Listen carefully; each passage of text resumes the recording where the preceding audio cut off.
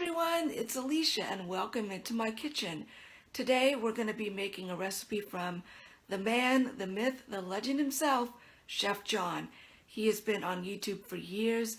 He is an absolute icon for those of us who make cooking videos on the internet. I seriously make a recipe of his once a week, if not more often. He's one of my go-to sources for cooking.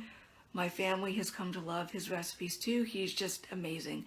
So with that, today we're going to be making his recipe for, or at least my take on his recipe for, pot roast cooked in the crock pot. This cooks in the crock pot all day. It makes your house smell amazing and it's delicious. So with that, let's get started. And also, I've got my Food Wishes shirt on. So let's get to cooking. Here I have the chuck roasts that are seasoned with salt and pepper and sprinkled with flour, searing in a pan in some vegetable oil. And yes, this is one of those crock pot recipes where you have to do a little prep work, but it's so worth it. So I'm just searing this till it gets a nice crust on the outside, and then I'm going to prepare the veggies. Here in the crock pot I have some of the vegetables. These are some diced celery, carrots, and potatoes. Chef John doesn't put potatoes in the crock pot. He makes mashed potatoes and ladles the pot roast over them. But for me, one of my favorite vegetables in pot roast is roasted potatoes, so I put some in. And over here is the cooking liquid.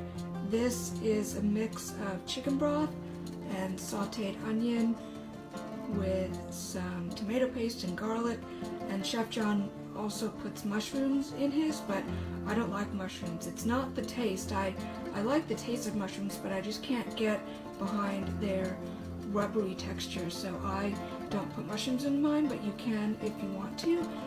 So now it looks like it's ready. As you can see, it's starting to simmer, so that means it's ready once it comes up to a simmer. And so with that, I will assemble the roast in the crock pot. Here is the roast in the crock pot. I put the meat over the celery, carrots, and potatoes, and I poured the sautéed onion and chicken broth mixture over it, and I sprinkled some flour on top because this flour was actually supposed to go into the chicken broth as it was simmering on the stove, but I forgot to put it in, so hopefully by sprinkling it over the top it will thicken the sauce as the roast cooks. Now the last thing to do is to add in some rosemary and thyme to taste, and I've got them right here.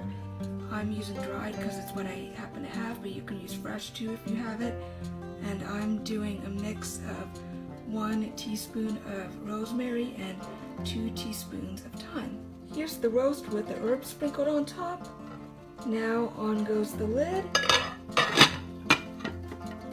You can let it cook on low for 8 to 10 hours or on high for 5 to 6. I'm gonna cook on the low setting today because it feels like one of those days of having a late meal, or as my family says, eating with the Rockefellers, because it's almost noon now, and so that means we would eat around 7:30, 8 o'clock. So yeah, cook it for however long you want to. And this is what the roast looks like when it's done. This has been in the crock pot for about 8 hours, and as you can see, the meat is very tender. If I poke it with a spoon, it should go through just like going through soft butter. And yeah, here it is, Chef John's pot roast. Obviously it's still bubbly, so it would be way too hot to eat, so I'm gonna let it sit for a while. But yeah, here is dinner. If you Google Chef John's pot roast or Food Wishes pot roast, you should be able to find the recipe on all recipes. So I hope you try this too because it's delicious. And with that, I will see you in my next video.